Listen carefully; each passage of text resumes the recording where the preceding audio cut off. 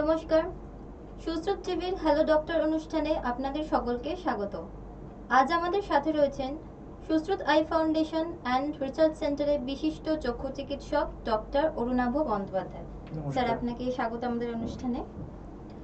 ছানি বা ক্যাটারাক্ট এই বিষয়টা আপনার আমার সবারই কাছেই খুবই একটা জানা একটা বিষয়, খুব কমন একটা চোখের সমস্যা। কিন্তু এই এই এই আমাদের এই প্রোগ্রামেও অনেকবার এই নিয়ে অনুষ্ঠান হয়েছে আমাদের চ্যানেলে, যে ছানি কি বা ছানি কেন চোখে, ছানির কি ক্যাটারাক্ট হয়, এর কি ট্রিটমেন্ট, কি করা হয় সম্পর্কে নিয়ে অনেক কিছুই আলোচনা হয়েছে। কিন্তু আমাদের সকলের মধ্যে কিছু প্রচলিত কিছু ধারণা আছে এই বিষয়টা নিয়ে, যে আমরা কেন অপারেশন করাবো, কেন করাবো না, এই সমস্ত জিনিস নিয়ে আজকে আমাদের এই অনুষ্ঠান। আপনাদের মনেও যদি কোনো প্রশ্ন থাকে, আপনারাও সরাসরি আমাদের অনুষ্ঠানে ফোন করে প্রশ্ন করতে পারেন। আমাদের ফোন নাম্বার 9073997720। আরও একবার বলছি 9073997720। তো আসুন আমরা সরাসরি চলে যাই ডাক্তারের কাছে। স্যার, ছানি সংক্রান্ত কিছু সাধারণ ধারণা মানুষের মধ্যে রয়েছে, মানে কিছু মিথ রয়েছে আর কি, মানে সেটা সবসময় সঠিক নয়। তো এই ধারণাগুলোর উৎপত্তিটা কিভাবে হলো? দেখো, ছানি হচ্ছে চোখের একটা বহু পুরনো সমস্যা, একটা দৃষ্টিহীনতার কারণ। মানুষের জন্মলগ্ন থেকেই এই ছানির সমস্যা রয়েছে এবং এর চিকিৎসা পদ্ধতিও বহু পুরনো। মানে খ্রিস্টপূর্বাব্দ সেই 800 শতাব্দী থেকে সুশ্রুত যিনি ছানির অপারেশনের চিকিৎসার পদ্ধতি প্রথম চালু করেন এবং তার নাম করেই আজকে আমাদের এই চোখের হাসপাতালের নামকরণ। তো তারপর থেকে বহুভাবে ছানির বিভিন্ন রকম চিকিৎসা পদ্ধতি এসছে, বিভিন্ন চিকিৎসা পদ্ধতি এবং ছানি সংক্রান্ত প্রচুর গবেষণা হয়েছে এবং তার মাধ্যমে উঠে আসা অনেক তথ্য, নতুন নতুন তথ্য এসছে এবং বিগত 2-3 দশকের মধ্যে ছানির অপারেশন এবং ছানির চিকিৎসাগত অনেক পরিবর্তন এসছে এবং সেই সম্পর্কে কিছু ধারণাও আরও আগের থেকে পাল্টেছে। তো আজ থেকে 25-30 বছর আগে ছানির যে সম্পর্কে সাধারণ মানুষের মধ্যে যে ধারণাগুলো ছিল বা ছানির চিকিৎসা পদ্ধতি নিয়ে যে সমস্ত ধারণাগুলো ছিল বা তার পরবর্তীকালে যা নিয়ম কানুন সেই সম্পর্কে যে ধারণাগুলো মানুষের মধ্যে ছিল, সেই ধারণাগুলো কিন্তু এখন অনেকটাই পাল্টে গেছে। এবার সেই ধারণাগুলো অনেক সময় মানুষজন আমাদের কাছে নিয়ে আসেন, যারা পুরনো দিনের মানুষ বা যারা অনেক আগে অপারেশন করিয়েছেন, তাদের একটা ধারণা নিয়ে তারা আগে করিয়েছেন বা তারা শুনেছেন। তো সেই সমস্ত ধারণাগুলো নিয়ে আমাদের কাছে প্রশ্ন করেন। তো এইগুলোর উৎপত্তি সেই বহুকাল আগে যে সমস্ত চিকিৎসা পদ্ধতি বা যা কিছু নিয়মকানুন ছিল সেগুলো থেকে এর উৎপত্তি এবং এগুলো আজকের দিনে অনেক ক্ষেত্রেই সঠিক নয়। একটা খুব কমনই ধারণা আছে যে ছানি পরিণত হলে বা ঘন হয়ে গেলে তবেই অপারেশন করানো উচিত, তার আগে একদমই নয়। তো এটা কি ঠিক না ভুল? না, ছানি দেখো, এখন তো ছানির বিভিন্ন রকম ছানি পড়তে পারে এবং ছানির ঘনত্ব অনুসারে তার গ্রেডেশনও হয়। 1, 2, 3, 4, 5 ম্যাচিওর, হাইপার ম্যাচিওর স্টেজ, এই ধরনের জিনিসগুলো থাকে। তো অনেকের একটা ধারণা আছে, যেটা তুমি বললে আর কি, যে ছানি পরিণত হলে বা ঘন হলে বা ছানি পড়ার জন্য যখন আমি একেবারেই দেখতে পাবো না বা খুব কম দেখবো, তখনই আমি অপারেশন করাবো। যতদিন পর্যন্ত আমি দেখতে পাচ্ছি ততদিন তো আমি দেখছি, আমার তো অসুবিধা হচ্ছে না, আমি তো কাজ তো চালিয়ে নিতে পারছি, তাহলে আমি এখন কেন অপারেশন করাবো? দেখো, আগে যে অপারেশনগুলো হতো সেগুলো একটা বড় মানে কাটা কেটে, চোখ কেটে অপারেশন হতো। মোটামুটি 8-9 মিলিমিটার ইনসিশন দিয়ে সেখান থেকে ছানিটাকে বার করা হতো এবং পুরো ছানিটা একবারে বার করা হতো। এখন যে নতুন পদ্ধতিতে অপারেশন হয় বা ফেকো সার্জারির মাধ্যমে যে অপারেশন হয়, তাতে একটা ছোট্ট 2.8 মিলিমিটার বা 2.4 মিলিমিটারের একটা ইনসিশন দিয়ে সেখানে ফেকো প্রোবটা দিয়ে বা মেশিনের যে একটা মোটা মতন ছুঁচ বলতে পারো, সেরকমই একটা জিনিস দিয়ে ছানিটাকে টুকরো টুকরো করা হয় এবং তারপরে সেই ভেঙে যাওয়া টুকরোগুলোকে আস্তে আস্তে বার করে নেওয়া হয়। তো আগে যে ব্যাপারটা ছিল যে পুরো গোটা ছানিটা একবারে বের করতে হবে, তো সেই বিষয়টা কিন্তু এখন আর নেই। তো আগে অনেক সময় ডাক্তাররা বা যারা এই নিয়ে চিকিৎসা করতেন, তারা ওই পুরো জিনিসটা যেহেতু একবারেই বার করে আনতে হবে, সেই জন্য ছানিটা একটু পরিণত হওয়ার জন্য অপেক্ষা করতেন। কিন্তু এখন যে নতুন চিকিৎসা পদ্ধতি এসছে, তাতে যেহেতু আমরা ছানিটাকে ভেঙে টুকরো টুকরো করে বার করছি, ছোট ছোট খণ্ডাংশ করে নিয়ে তারপরে সেগুলোকে বার করছি, সেহেতু ছানি যদি পাতলা অবস্থাতে অপারেশন করা যায় তাহলে কিন্তু সেটা ভালো। সেটা এই কারণেই ভালো কারণ ছানিটা তো যার ধরো ঘন হচ্ছে তার তো আর একদিনে বা কয়েকদিনের মধ্যে বা কিছু দিনের মধ্যে হবে না, সেটা অনেক দিন থাকতে থাকতে তবেই সেটা হবে। মানে সে NS 1, 2, 3, 4 এই সমস্ত স্টেজ ক্রস করে গিয়ে তবে সেই ম্যাচিউর হাইপার ম্যাচিউর স্টেজে গিয়ে পৌঁছবে। বা যে কোনো ছানি, সে পোস্টেরিয়র সাবক্যাপসুলারি হোক বা কর্টিক্যাল ক্যাটারাক্টি হোক, যে কোনো ছানি হোক না। তো এই যে এতদিন ধরে যে ছানিটা চোখের মধ্যে রয়েছে, এর কিছু খারাপ দিক কিন্তু চোখের ওপর পরবর্তীকালে চোখের ওপর কিন্তু পড়তে পারে। যেমন ধরো প্রেশার বাড়তে পারে চোখের, বা যার ধরো কোনো আন্ডারলাইন কোনো সমস্যা রয়েছে, যেমন ধরো রেটিনার প্রবলেম রয়েছে বা গ্লকোমার প্রবলেম রয়েছে, সেগুলো ছানির কারণে কিন্তু সঠিকভাবে নির্ণয় করা এবং তার চিকিৎসা সঠিকভাবে করা নাও হতে পারে বা নাও যেতে পারে। তো যার ফলে সেটা যদি ঠিকঠাকভাবে না করা যায়, তাহলে কিন্তু পরবর্তীকালে ছানি অপারেশনের পরেও হয়তো দেখা যেতে পারে যে তার দৃষ্টিশক্তিটা সম্পূর্ণরূপে আগের অবস্থায় ফিরে আসলো না। তাই আমরা এখন যেটা পরামর্শ দিই, যে ছানি যদি পড়েছে এইটা যদি আমরা জানতে পারি বা এটা যদি আমরা ডায়াগনোজ করতে পারি বা ডিটেক্ট করতে পারি, তাহলে সেটা যত তাড়াতাড়ি সম্ভব করে নেওয়াই উচিত।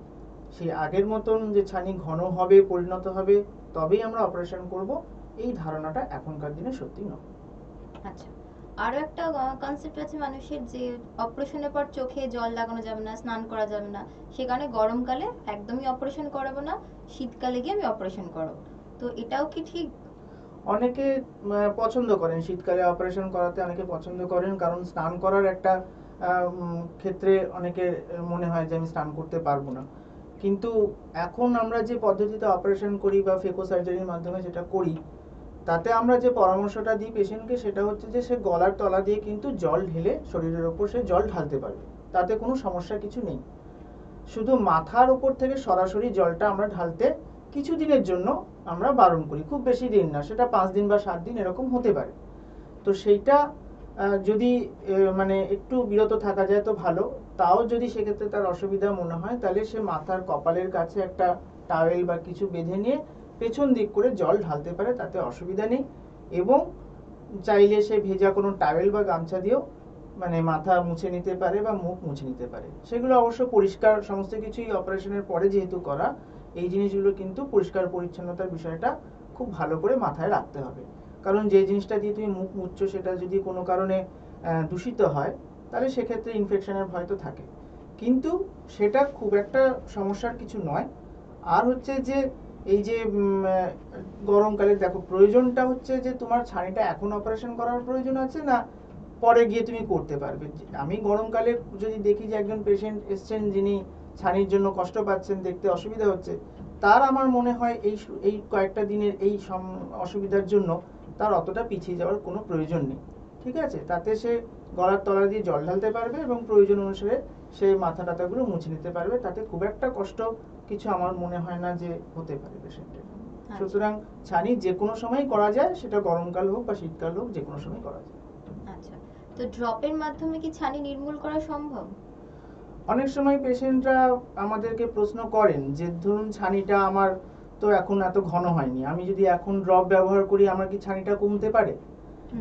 ব্যাপারটা যেটা, সেটা হচ্ছে যে এখনো পর্যন্ত কিন্তু কোনো ড্রপ বা ওষুধ কিন্তু ছানির জন্য আবিষ্কৃত হয়নি। এখন একমাত্র চিকিৎসা পদ্ধতি হচ্ছে ছানির জন্য যেটা, সেটা হচ্ছে অপারেশন। অপারেশনের মাধ্যমেই ছানির অপারেশন মানে একমাত্র এফেক্টিভ ট্রিটমেন্ট। সুতরাং ড্রপ বা কোনো ওষুধ দিলে কিন্তু ছানি যে নির্মূল হবে বা ভালো হয়ে যাবে, এই ব্যাপারটা কিন্তু ঠিক না। অতএব ড্রপের মাধ্যমে এই ছানির কোনো চিকিৎসা হয় না। আচ্ছা, অনেক ক্ষেত্রে দেখা যায় দুটো চোখেরই পেশেন্টের ছানি পড়েছে, সেক্ষেত্রে একটা চোখ অপারেশন করার কতদিন পরে আর একটা করা যায়? ডিপেন্ড করছে বলতে, যদি দেখা যায় যে পেশেন্টের অপারেশনের পরে অন্য চোখটার ছানি ততটা ঘন নয়, বা যে চশমার পাওয়ারটা আমরা দিলাম ছানি অপারেশনের পরে, সেক্ষেত্রে সে তার খুব সেরকম সমস্যা হচ্ছে না, তাহলে সে সেক্ষেত্রে কিছুদিন অপেক্ষা করতে পারেন। কিন্তু একটা চোখে ছানি অপারেশন হয়ে যাওয়ার পরে যদি পরবর্তী চোখটাতে ছানি, পাশের চোখে যদি ছানি থাকে, তাহলে উচিত যেটা, সেটা হচ্ছে সেটাকেও যতটা তাড়াতাড়ি সম্ভব করে নেওয়া। তার ফলে যেটা হয় যে একটা অ্যানাইসোমেট্রোপিয়া বা দুটো চোখের পাওয়ারের মধ্যে যে একটা ভিন্নতা সৃষ্টি হয়, একটা অপারেশনের পরে কোন একটা চোখের অপারেশন হয়ে গেল, তো সেই চোখে সেরকম পাওয়ার লাগছে না, অন্য চোখটিতে হয়তো কিছুটা পাওয়ার দিতে হচ্ছে তাকে, তার জন্য তার চশমা পড়তে কিন্তু একটা অসুবিধা থাকতে পারে বা তার একটা অন্য অস্বস্তি তৈরি হতে পারে। সুতরাং একটা চোখ অপারেশন করার কিছুদিন পরেও সে অন্যটা করতে পারে। আর যদি খুব অসুবিধা না হয় তাহলে কিছুদিন অপেক্ষা করতে পারেন। কিন্তু একটা চোখ অপারেশন হওয়ার পরে আমরা 7 দিন 10 দিন পরেও কিন্তু অন্য চোখটা করিয়ে নিতে পারি। এমন নয়, অনেক সময় পেশেন্টরা বলেন যে আমি তো এইমাত্র একটা চোখ সবেমাত্র করলাম, তো আমি 2 মাস 3 মাস পরে গিয়ে অন্য চোখটা করবো, বা তারও পরে করবো, বা পরের বছর করব। তো সেরকম ব্যাপারটা নয়, প্রয়োজনটা দেখতে হবে কতখানি, অন্য চোখের ছানির ঘনত্ব কতখানি, অন্য চোখের ছানির জন্য তার কতটা সমস্যা হতে পারে, তার কতখানি অ্যানাইসোমেট্রোপিয়া হতে পারে, এই সমস্ত বিষয়ের উপর লক্ষ্য রেখে যেটা তার জন্য বেশি জরুরি হবে, ডাক্তার বা যিনি দেখছেন চিকিৎসক তিনি সেই পরামর্শটাই দেবেন। কিন্তু এটার ভাবার কোনো কারণ নেই যে একটা আমি সদ্য করিয়েছি বলে অন্য চোখের অপারেশনটা আমাকে বেশ অনেকদিন পরে গিয়ে করাতে হবে, এরকম কোনো ব্যাপার কিন্তু নেই। সুতরাং একটা অপারেশনের কিছুদিন পরে, মানে 7 থেকে 10 দিন পরেও কিন্তু আমরা অপারেশন করতে পারবো। আচ্ছা, মানে চোখে কতটা ক্যাটারাক্টটা হয়েছে প্রয়োজনীয়তা অনুযায়ী করা যেতে পারে। আবার অনেক ক্ষেত্রে এমনও হয় যে অন্য চোখটা হয়তো খুব ঘন ছানি হয়ে রয়েছে, সেক্ষেত্রে কিন্তু আরো আগে করিয়ে নেওয়ার প্রয়োজন পড়তেও পারে। আচ্ছা, তো আরো একটা খুব কমন ধারণা মানুষের মনে আছে, যেমন ধরুন বর্ষাকালে জলের থেকে এমনিতেই আমাদের একটা পেটের ইনফেকশন হওয়ার চান্সেস থাকে, অনেক সময় চোখ লাল হয়ে যায়, চোখে কনজাংটিভাইটিস হয়, মানে যেটাকে আমরা খুব চলতি ভাষায় জয় বাংলা বলে থাকি। তো এইটা থেকেও মানুষের মনে একটা ধারণা আছে, একটা ইনফেকশনের ভয়, তো এই সময় সেই জন্য আমি অপারেশন করাবো না, বর্ষাকালটা কেটে গেলে তারপর করাবো, তো এটাও কি ঠিক? না, দেখো ব্যাপারটা হচ্ছে যে ভয়টা হচ্ছে জল থেকে, তাই তো? কিন্তু বর্ষাকাল বলো বা শীতকাল বলো, দূষিত জল কিন্তু যে কোনো সময় হতে পারে। হ্যাঁ, সেটা একটা ব্যাপার।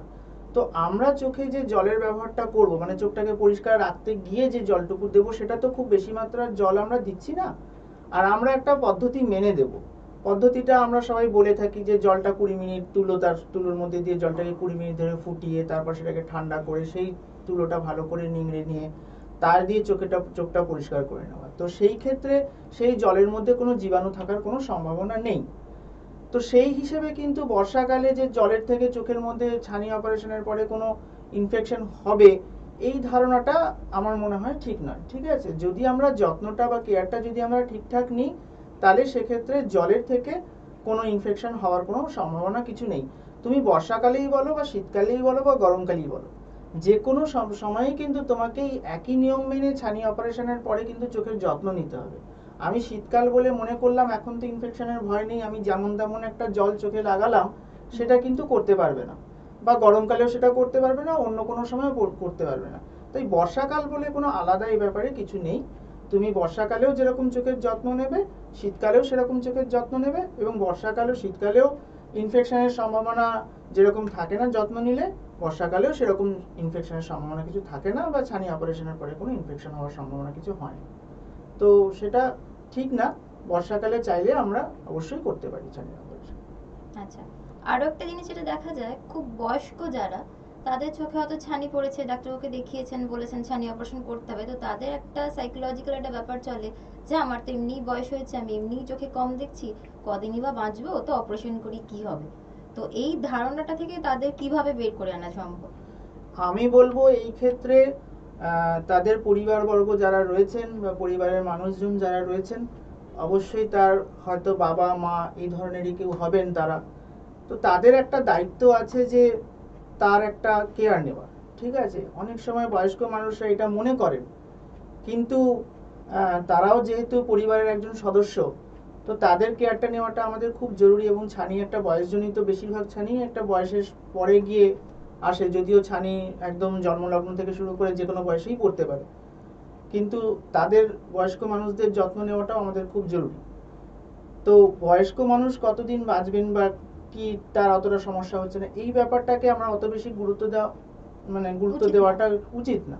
ঠিক আছে, তারা যেটাই বলুক না কেন, তার যদি ছানিটাকে আমরা ফেলে রাখি, তাহলে তার থেকে যে বড় সমস্যা হতে পারে পরবর্তীকালে, সেই সমস্যাটার জন্য কিন্তু পরিবারের সদস্যদেরও সমস্যা হতে পারে, এবং যার হবে তার তো হবেই সমস্যা, সেই পেশেন্টের তো সমস্যা হবেই। যেমন ধরো একটা পরিণত ছানি যদি আমি ফেলে রেখে দিই, তো সেটা যে কোনো সময় গিয়ে সেটা ফেটে যেতে পারে। ঠিক আছে, তো সেই ধরনের ছানি যেরকম ফেকোলাইটিক গ্লকোমা, ফেকোমরফিক গ্লকোমা এই ধরনের সমস্যা তৈরি করতে পারে, তখন একটা অস্বাভাবিক ব্যথা চোখের মধ্যে হ্যাঁ, বা পেশেন্টের একটা অস্বাভাবিক অসুবিধা সৃষ্টি হতে পারে এবং তার থেকে পরিবারবর্গ যারা রয়েছে তাদেরও সমস্যা হতে পারে, চোখের একটা বড়সড় ক্ষতি হয়ে যেতে পারে। তো আমরা সেই দিনটার জন্য একেবারেই অপেক্ষা করব না। ছানি অপারেশন করাটা এখন আমার মনে হয় না খুব একটা আয়ত্তের বাইরে যাওয়া অপারেশন। হ্যাঁ, অনেক সাধারণ মানে জায়গাতেও ছানির অপারেশন হয়, অনেক কিছু অনেকভাবে ছানির অপারেশন হয়। তো ছানিটা থাকলে পরে সেটা বয়সের সঙ্গে আমরা কোনোভাবে তুলনা করব না। যে কোনো বয়সের ছানিকেই আমরা সমানভাবে নেব, সেটা বেশি বয়সেরই হোক বা কম বয়সেরই হোক, এবং সেইটার যা চিকিৎসা যা করা উচিত আমরা সেটাই করব। আচ্ছা, তো অপারেশনের পর মোটামুটি কতদিন সময় লাগে স্বাভাবিক জীবনে ফিরে আসতে? দেখো, ছানি অপারেশনের পরে স্বাভাবিক জীবন, যেটা আমরা normal day to day activities যেগুলো আমরা বলবো, সেগুলো কিন্তু খুব একটা সময় লাগে না, 1-2 দিনের মধ্যেই সেটা করতে পারেন। Normal day to day activities বলতে বাড়ির মধ্যে চলাফেরা করা, লোকের সঙ্গে কথা বলা, এই সমস্ত জিনিসগুলো।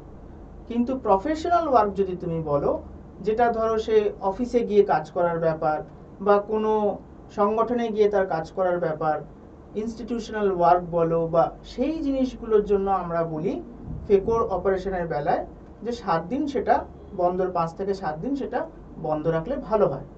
তাছাড়া বাড়ির মধ্যে সে ঘোরাফেরা করা, কথা বলা, একটু আধটু রান্না টান্না করা, গ্যাসের সামনে গিয়ে জল গরম করা, এগুলো কিন্তু সে করতে পারে। এর জন্য যে বিছানায় শুয়ে থাকতে হবে, একেবারে কিছু করা যাবে না, অনেকে বলেন এই পাশ ফিরে শোবো না ওই পাশ ফিরে শোবো, এই সমস্ত কিন্তু কোনো ধারণা ব্যাপার নেই, ঠিক আছে? এইটুকু সে করতেই পারেন। 7 দিনের জন্য সে একটুখানি আমাদেরকে খেয়াল রাখতে হবে যাতে সেরকম ভাবে চোখের ওপরে কোনো অসুবিধার সৃষ্টি না হয়। তা না হলে 7 দিন পর থেকে সে সমস্ত কিছুই সে নর্মালি করতে পারে।